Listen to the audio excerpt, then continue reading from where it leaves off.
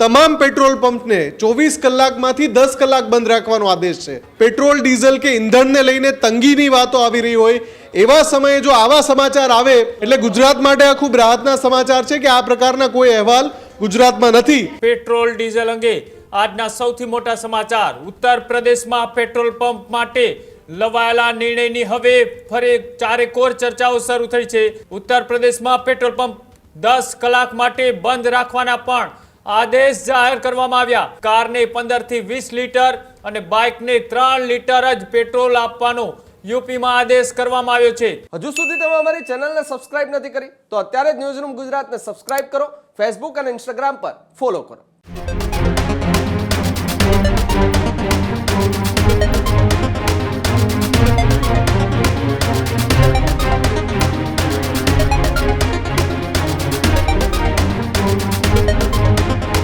बात करिए बीजा महत्वपूर्ण समाचार नी तो वैश्विक कटोकटी वच्चे देशभरनी अंदर ईंधणनी अछतना जे समाचारो चाली रह्या छे तेनी वच्चे एक महत्वपूर्ण समाचार पेट्रोल डीजल अंगे आजना सौथी मोटा समाचार। उत्तर प्रदेशमां पेट्रोल पंप माटे लवाયેલા निर्णयनी हवे फरी चारेकोर चर्चाओ शरू थई छे। शुं देशभरमां पेट्रोल पंपमां आवा ज आदेश अपाशे तेवी पण चर्चाओ। उत्तर प्रदेशना संत कबीरनगरमां तंत्रए लीधो मोटो निर्णय।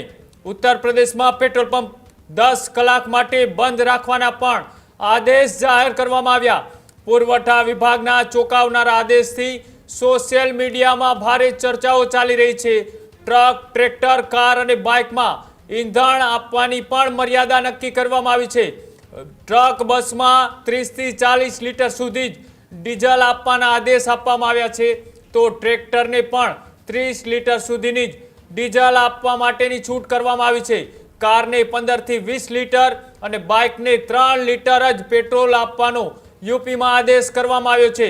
यूपीना महाराजगंजमां पण पेट्रोल पंप छे त्यां हवे एक नियम जाहिर करवामां आव्या छे અને તેને જ કારણે હવે દેશભરમાં ચર્ચાઓ શરૂ થઈ છે કે શું यूपीમાં लागेला નિયમો હવે દેશભરની અંદર પણ લાગશે। एक बाजू अछत एक बाजू लाइनों ने तेनी वच्चे आ नवी चर्चाओ शुरू थई चूकी छे। मुफद्दल जोड़ाયેલા छे। मुफद्दल जे रीतना उत्तर प्रदेशनी अंदर 10 कलाक माटे पेट्रोल पंप बंद राखवानो एक विस्तारनो निर्णय अने त्यारबाद हवे चर्चाओ शुरू थई के शुं आ पेट्रोल पंप पर हवे नियंत्रण करवामां आवशे के आ दिवसे खुला रहेशे ने आ दिवसे बंद। बिल्कुल कृणाल, એટલા માટે જ ન્યૂઝરૂમ આ સમાચાર પ્રસારિત કરી રહ્યું છે। ઉત્તર પ્રદેશના 2 જિલ્લામાં पेट्रोल पंप ने लईने जे आदेशों जाहिर कराया छे चोक्कसथी ए चर्चास्पद आदेशों छे, एक चिंता पण जन्मावे एवा आदेशों छे। जो कि तंत्रनी जे कोशिश छे उत्तर प्रदेशमां ए छे के पेट्रोल अने डीजलनो पुरवठो एवी रीते न खोरवाई जाय के आम नागरिक हैरान थाय एटला माटे ए व्यवस्था करवामां आवी छे। जेमां संत कबीरनगर जे जिल्लो छे त्यां તમામ પેટ્રોલ પંપને 24 કલાકમાંથી 10 કલાક બંધ રાખવાનો આદેશ છે। એટલે દિવસ દરમિયાન તો પેટ્રોલ પંપ ખુલ્લા રહેશે પણ રાત્રિ દરમિયાન પેટ્રોલ પંપ નહીં ખુલ્લા રહે। એ જ પ્રમાણે ટ્રક, બસ, ટ્રેક્ટર, કાર, દ્વિચક્રી વાહનો આ બધા જ માટે પેટ્રોલ અને ડીઝલની મર્યાદા નક્કી કરવામાં આવી છે। એટલે કે જો તમે ટ્રક અને બસ સાથે લઈને જાઓ છો તો તમને મહત્તમ 30 થી 40 લીટર ડીઝલ મળશે। આ પ્રકારની મર્યાદા લગાવાઈ છે। कार माटे 20 लीटरनी मर्यादा लगावाई छे। बाइक हशे तो मात्र 3 लीटर पेट्रोल वधारेमां वधारे आपवामां आवशे। आ प्रकारनी मर्यादा लगावाई छे। यूपीना आ जे संत कबीरनगर जिल्लो छे त्याना पुरवठा विभागना अधिकारीनो आदेश छे અને આદેશ સાથે ચર્ચા એવી થઈ રહી છે કે શું આ એક પાયલટ પ્રોજેક્ટ છે, શું આ પ્રકારની જે વ્યૂહરચના છે એ ઉત્તર પ્રદેશના અન્ય જિલ્લામાં પણ લાગુ પડશે। બહુ સ્વાભાવિક છે કે જ્યારે આખા દેશમાં पेट्रोल डीजल के ईंधण ने लईने तंगीनी वातो आवी रही होय एवा समये जो आवा समाचार आवे तो चोक्कसथी विचार आवे के आज प्रकारनुं पुनरावर्तन अन्य जिल्लाओमां ने अन्य राज्योमां पण थशे। पण आपणे स्पष्टता कर दीए, न्यूઝરૂમ आ अहेवाल एटला माटे ज बतावी रह्यो छे के गुजरातमां हाल आ प्रकारनी कोई रणनीतिनी चर्चा नथी थई रही। जे सूत्रोना अहेवालो छे एना अनुसंधाने गुजरातमां पेट्रोल अने डीजलनो पुरवठो छे अने डीजलनी समस्या વધારે પડતી માગના કારણે થઈ રહી હોવાનું પુરવઠા વિભાગના સૂત્રો જણાવી રહ્યા છે, સરકારના સૂત્રો જણાવી રહ્યા છે। પણ પેટ્રોલ પંપને લઈને યુપીમાં એટલે કે ઉત્તર પ્રદેશમાં જે આદેશો કરાયા છે એ પ્રકારની ગુજરાતમાં કોઈ યોજના નથી અત્યારે।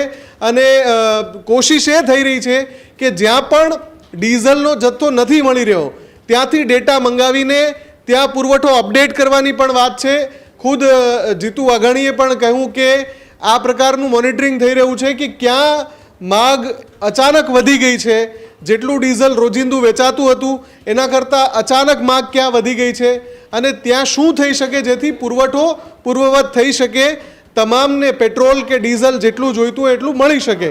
એટલે ગુજરાત માટે આ ખૂબ રાહતના સમાચાર છે કે આ પ્રકારના કોઈ અહેવાલ ગુજરાતમાં નથી, પણ ઉત્તર પ્રદેશના 2 જિલ્લામાં પેટ્રોલ ડીઝલ માટે આ પ્રકારના આદેશો કરાયા છે.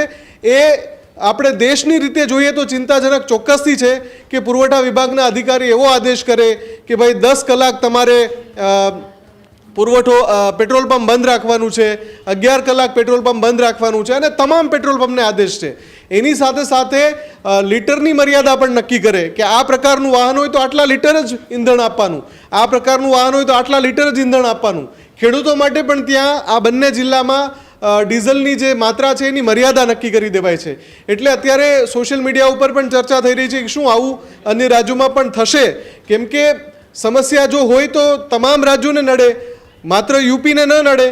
એટલા માટે ચર્ચા થઈ રહી છે. પણ સારી વાત એ છે કે ગુજરાતમાં હાલ પૂરતી આ પ્રકારની કોઈ ચર્ચા નથી, આ પ્રકારનો કોઈ નિર્ણય લેવાયો નથી અને આપણે આશા રાખીએ કે ગુજરાતમાં આ પ્રકારનો કોઈ નિર્ણય લેવાય પણ નહીં.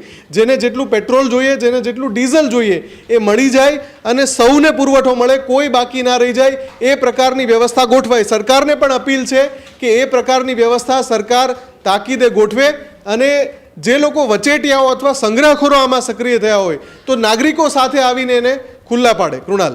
જી બિલકુલ, આભાર જોડાવા બદલ, માહિતી આપવા બદલ. તો જે રીતના યુપીની અંદર એક જે નિર્દેશ જાહેર કરવામાં આવ્યા છે, આદેશ આપવામાં આવ્યા છે કે ત્યાં હવે વાહન ચાલકોની ક્ષમતાના આધારે નહીં પણ જે નિયમ બનાવવામાં આવ્યા છે તે આધારે જ પેટ્રોલ અને ડીઝલનો જથ્થો છે તે આપવામાં આવે. મહારાજગંજ અને અન્ય જે જિલ્લા છે તેની અંદર 10 કલાક તો ક્યાંક 11 કલાક પેટ્રોલ પંપ છે તે બંધ રાખવાનો પણ આદેશ છે તે કરવામાં આવ્યો છે. આની સીધી અસર બીજા અન્ય રાજ્યોની અંદર આગામી દિવસોમાં જોવા મળી શકે છે કે કેમ, તેને લઈ પણ ભારે ચર્ચાઓ ચાલી રહી છે. એક બાજુ એ પણ ચર્ચા ચાલી રહી છે કે પુરવઠો એ તમામ જગ્યાએ આવે છે તો પછી રાજ્યની અલગ અલગ વ્યવસ્થાના આધારે અલગ અલગ નિયમો કઈ રીતના, તેને લઈ પણ અત્યારે અનેક સવાલો છે તે લોકોના મનમાં ઉઠી રહ્યા છે. હજુ સુધી તમે અમારી ચેનલને સબસ્ક્રાઇબ નથી કરી તો અત્યારે જ ન્યૂઝરૂમ ગુજરાતને સબસ્ક્રાઇબ કરો, ફેસબુક અને ઇન્સ્ટાગ્રામ પર ફોલો કરો.